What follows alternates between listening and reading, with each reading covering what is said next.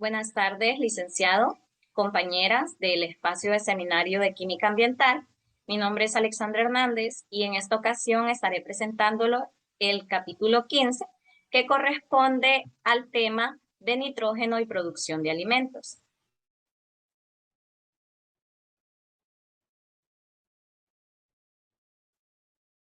Para iniciar, vamos a mencionar algunas generalidades en cuanto al nitrógeno. Como número uno, tenemos que este es un elemento muy común en el universo. En concreto, el nitrógeno es el séptimo elemento en abundancia de la Vía Láctea y el sistema solar. Y en la Tierra es el elemento más abundante en su fórmula molecular.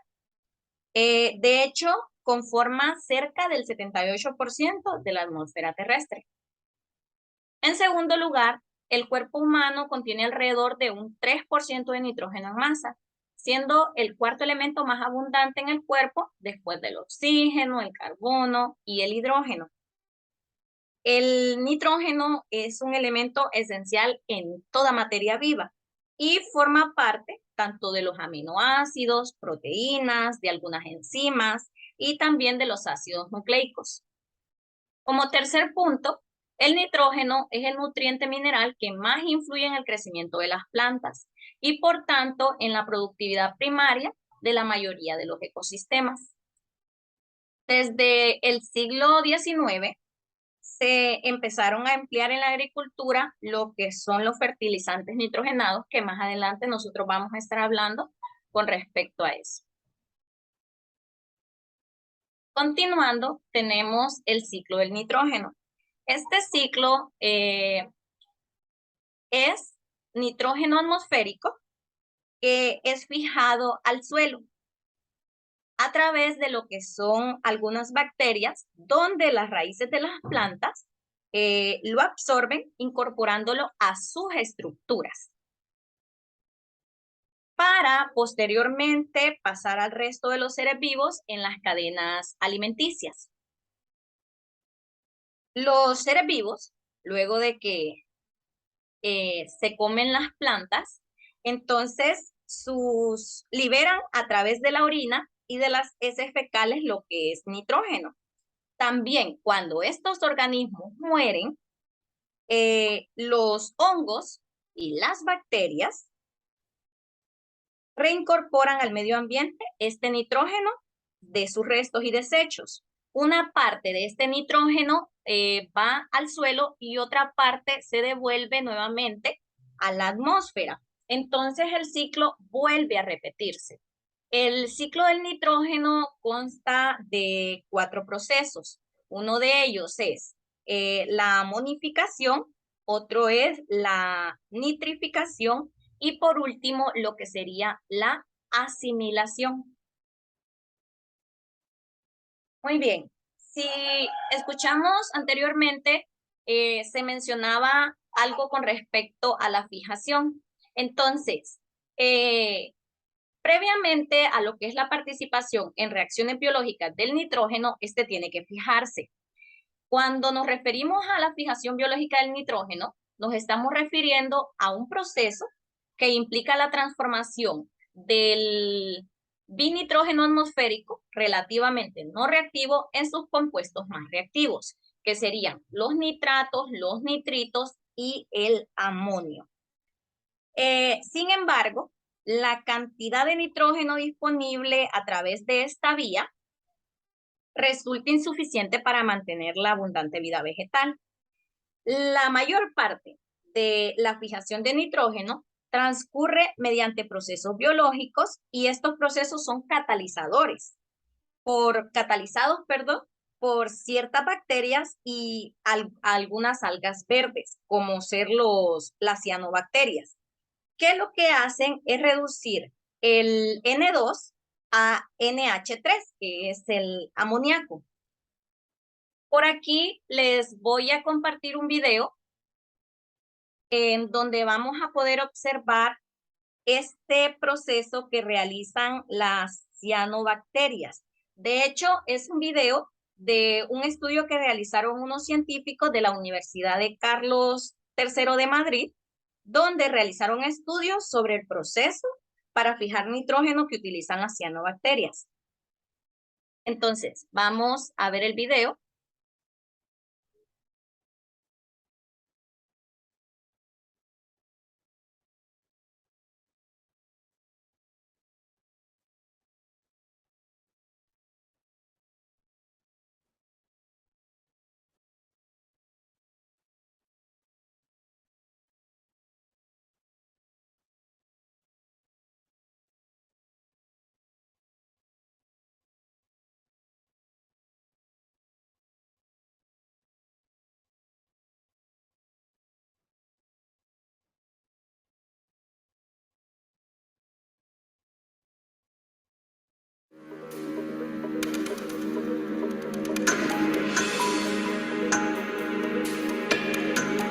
Casi todo el oxígeno que existe hoy en día en la atmósfera lo produjeron ellas hace 3.000 millones de años y hoy en día siguen produciendo entre el 20 y el 30% del oxígeno que existe en la Tierra.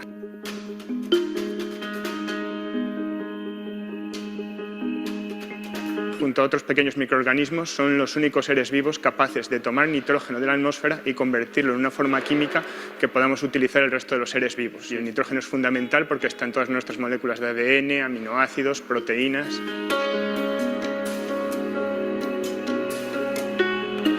En particular, hemos estudiado unas cianobacterias que viven formando filamentos, viven en fila una detrás de otra y cuando no tienen nitrógeno en el ambiente, una de cada 10 se diferencia en un tipo de célula diferente que fija nitrógeno para todas las demás.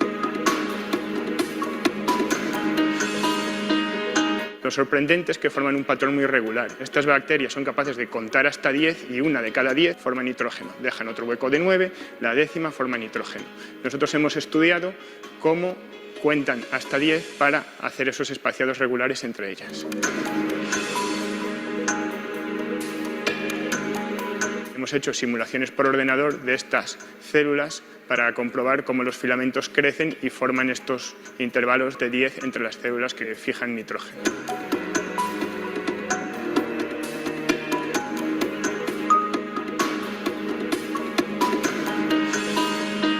Sin las cianobacterias, ni la humanidad ni el resto de seres vivos complejos podríamos vivir en la Tierra, porque no tendríamos oxígeno que respirar, ni nitrógeno con el que construir nuestras moléculas complejas de ADN, de proteínas y el resto de nuestro organismo.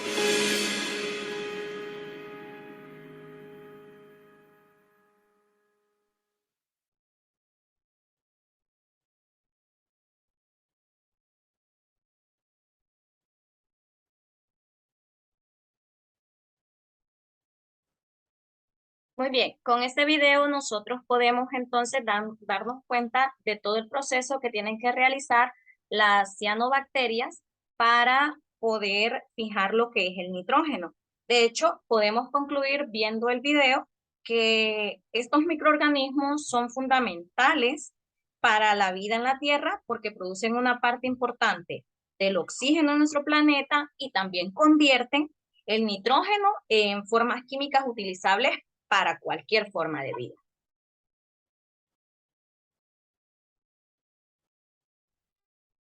Continuando, tenemos la agricultura. Y como primer inciso de la agricultura, tenemos lo que son los fertilizantes y la revolución verde. Creo que todos en algún punto hemos conocido, hemos visto lo que son fertilizantes y cuando nos referimos a revolución verde, nos estamos refiriendo a unos procesos que realizaron unos investigadores de México y Filipinas, en donde ellos seleccionaron algunas variedades tanto de plantas de arroz como de trigo.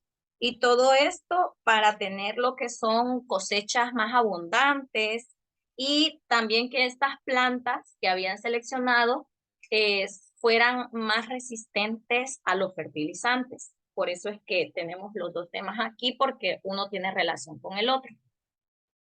Muy bien, en la pantalla nosotros podemos observar que tenemos tres tipos de plantas. Tenemos judías, guisantes y alfalfas. ¿Por qué las tenemos aquí?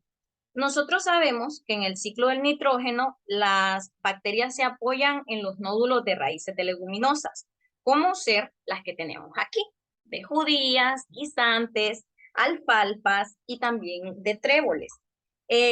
Cuando estas plantas mueren, lo que hacen es que la mayoría del nitrógeno retorna al suelo.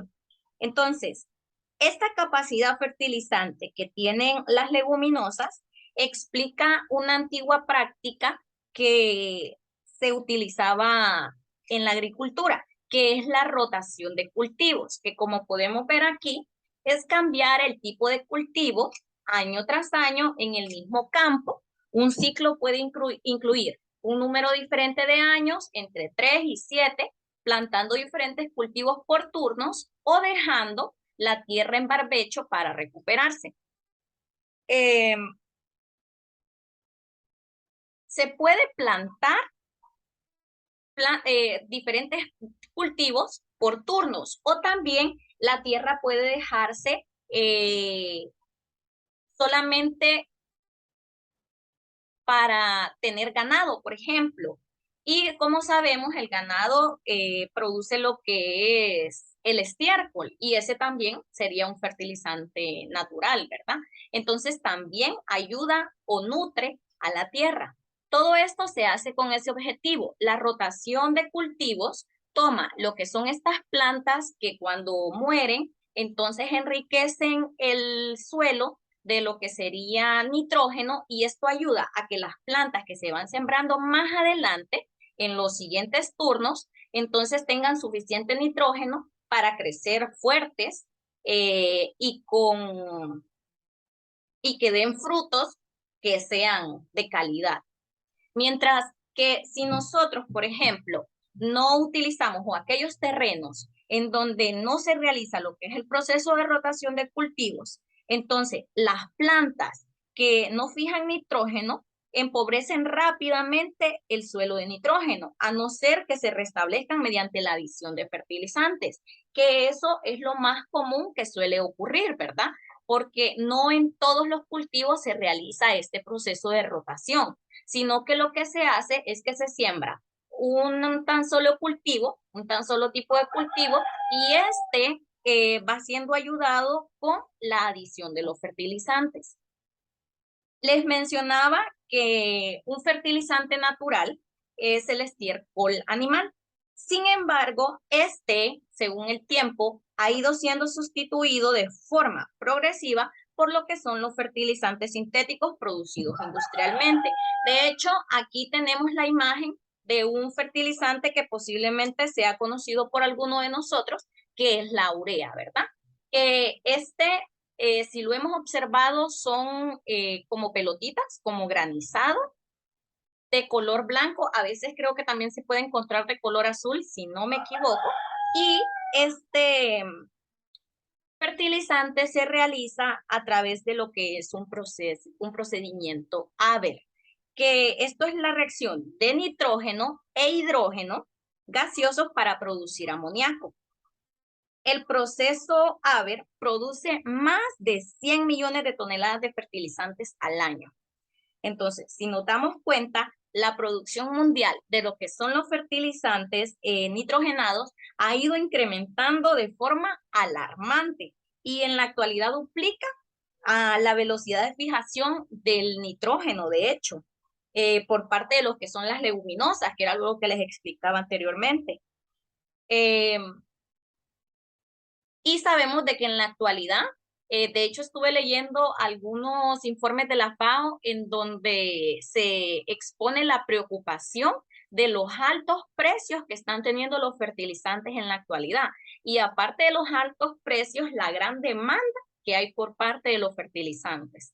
Y más adelante vamos a ver que el uso de los fertilizantes no es 100% positivo, ¿verdad? Así como tiene sus cosas positivas para las plantas, para los cultivos, hay cosas negativas también que en la actualidad están afectando.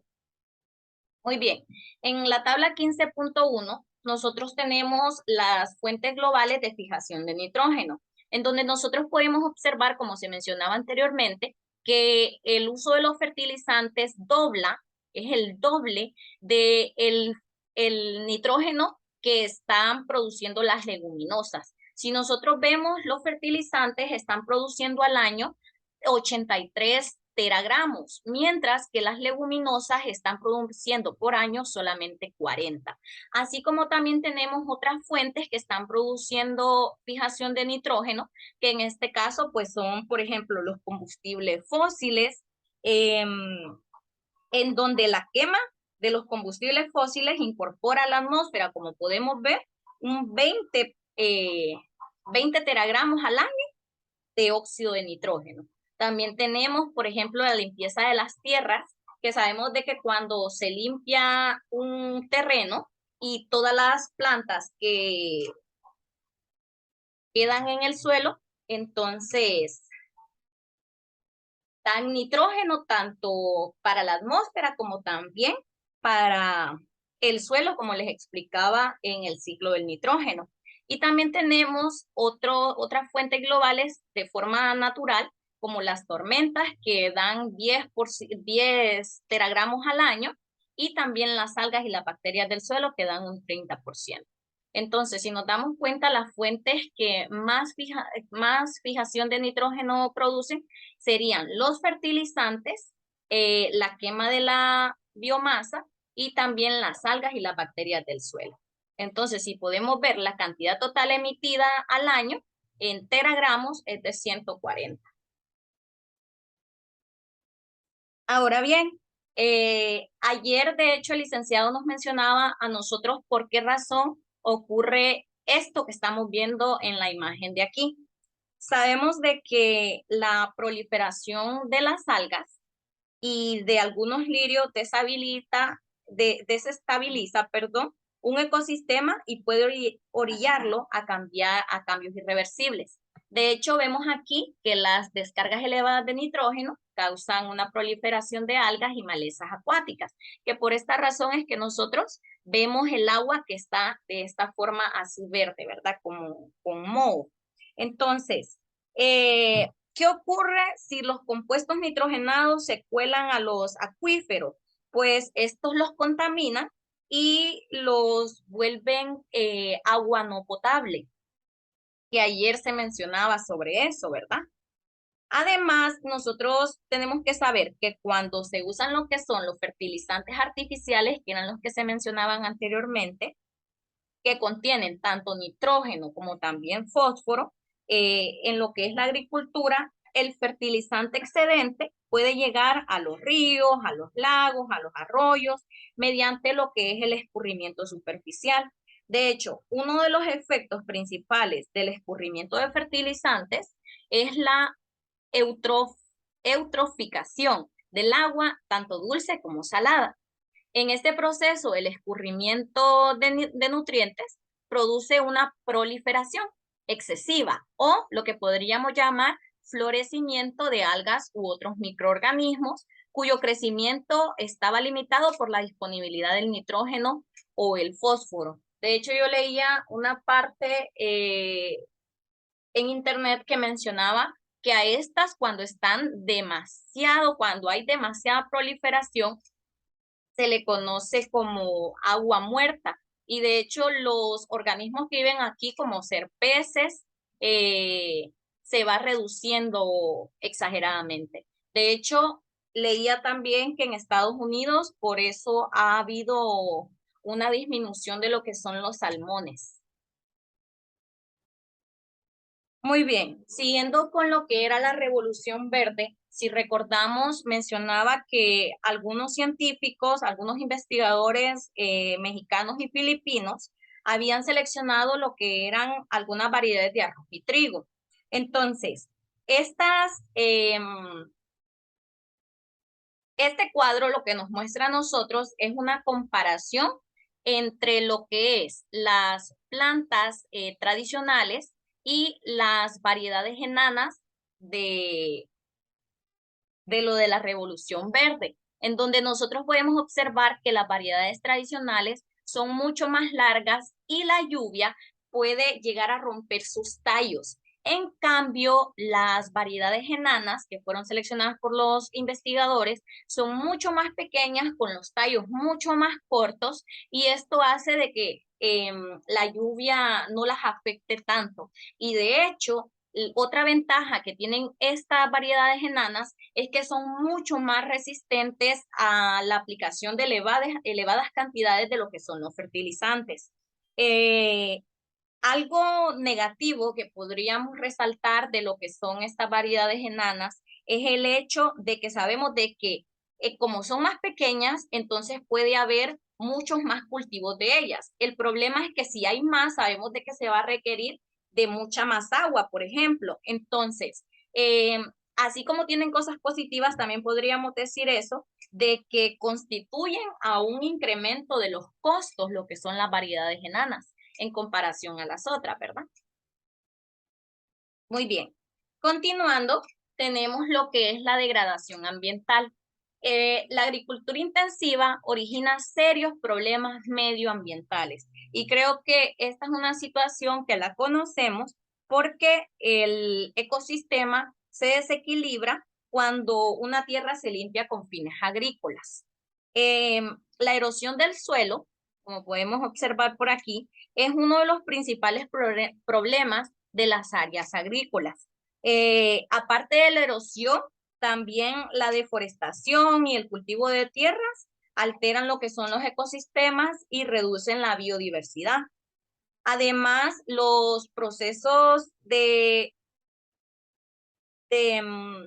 cuando el agua fluye por el suelo, el agua de la lluvia fluye por el suelo, contamina lo que son los acuíferos, los torrentes de agua, y esto sobrefertiliza estos sitios con lo que son los nitratos y los fosfatos. Entonces, si nos damos cuenta, la agricultura, cuando es de forma intensiva, está dañando grandemente a lo que es el medio ambiente. Y de hecho, nosotros en la actualidad podemos ver esta situación, tanto por el uso de lo que son pesticidas, el uso de lo que son fertilizantes.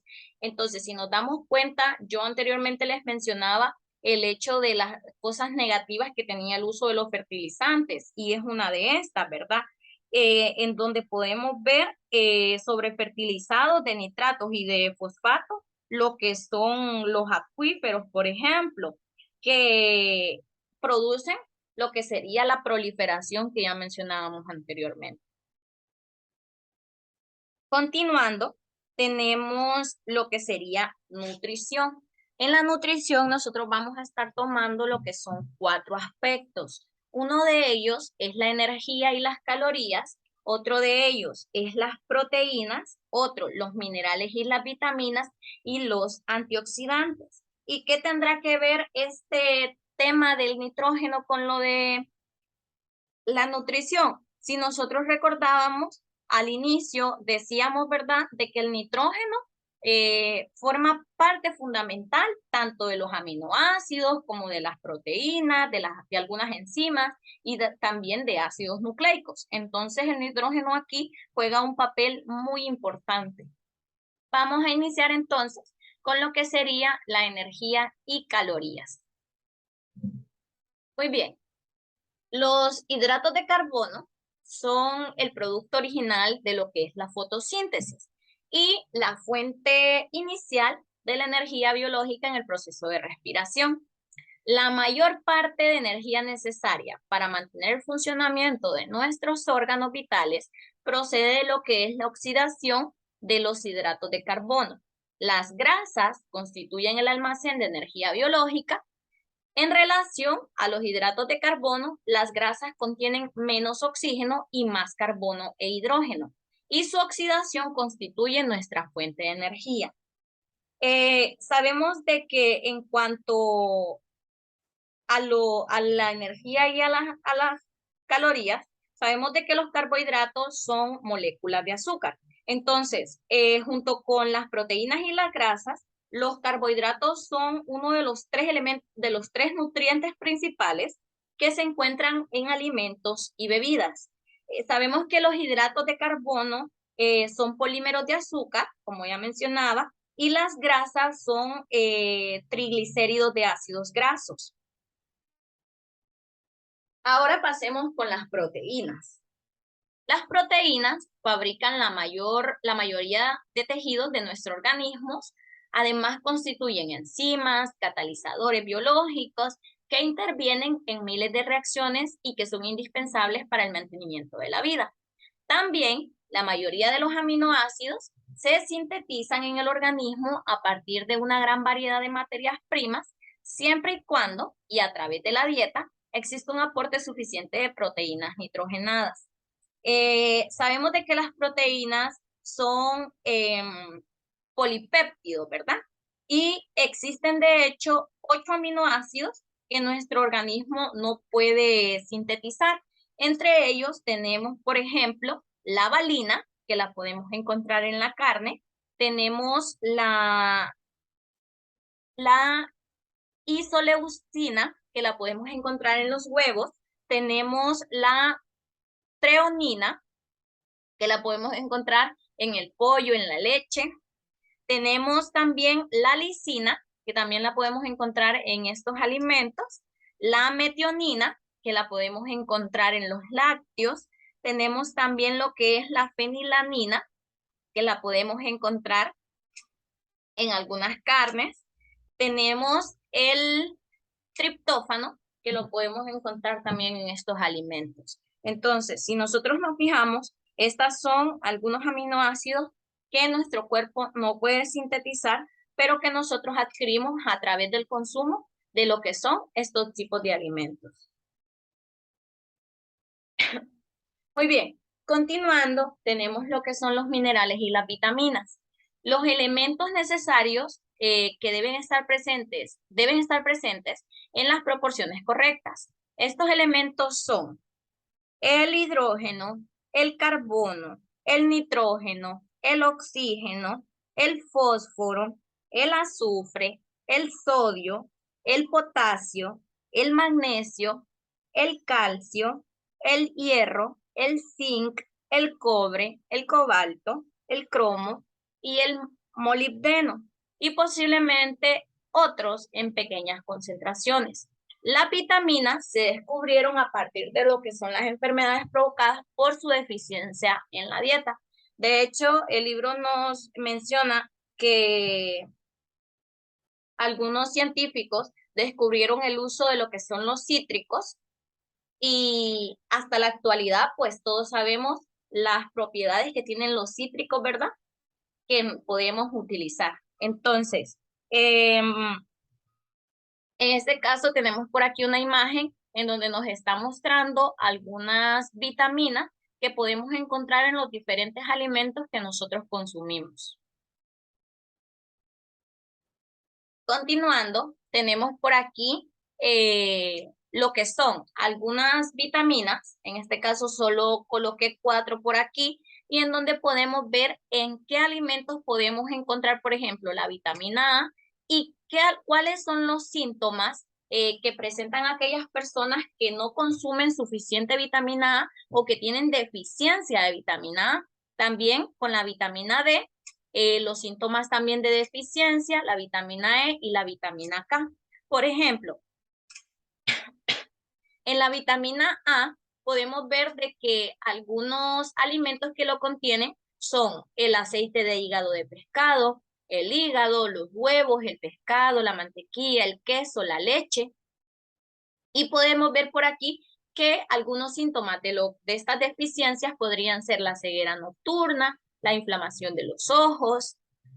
Ahora bien, tenemos la vitamina D, que algunos alimentos en donde podemos encontrar vitamina D es el aceite de hígado de bacalao, la mantequilla, la leche enriquecida con vitaminas, las sardinas, la leche, el salmón.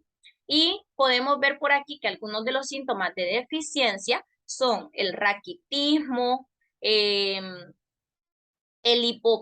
hipopatiroidismo.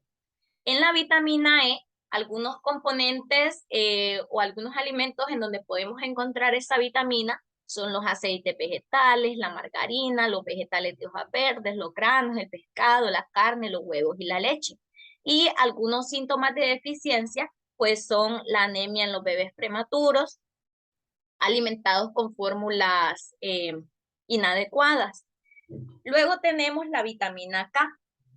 Algunos alimentos donde podemos encontrar vitamina K son las espinacas, los vegetales de hojas verdes, los tomates y los aceites vegetales.